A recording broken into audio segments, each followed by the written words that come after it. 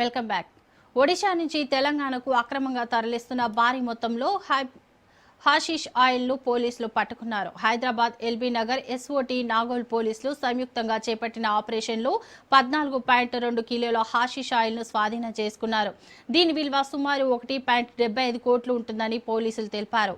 గౌరెల్లి రోడ్డులో బైక్పై hashish oil తరలిస్తున్న ఇద్దరిని పోలీసులు అరెస్టు చేశారు. నిందితులను తల్లే నాగరాజు, నాగుల నారాయణ అలియాస్ కిరణ్ గా గుర్తించారు. వారి నుంచి హాషిష్ ఆయిల్తో పాటు 2 మొబైల్ ఫోన్లు, యమహా బైక్, 2,500 నగదును స్వాధీనం చేసుకున్నారు. అరెస్టైన ఇద్దరిపై గతంలోనూ గంజాయి అక్రమ రవాణా కేసులు ఉన్నట్లు పోలీసులు వెల్లడించారు.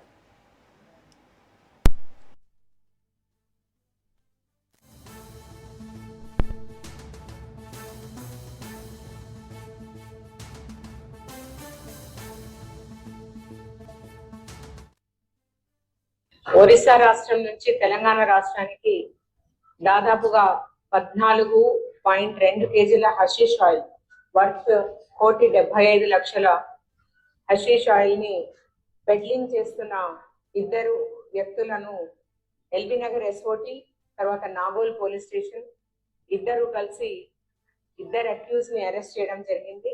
14.2 కేజీల హషీష్ ఆయిల్ సీజ్ చేయడం జరిగింది. దీంట్లో తల్లే Nagaraju son of Sanyasi Rao and ఇతను మాడుగుల మండల్, అల్లూరి సీతారామరాజు డిస్ట్రిక్ట్, ఆంధ్రప్రదేశ్.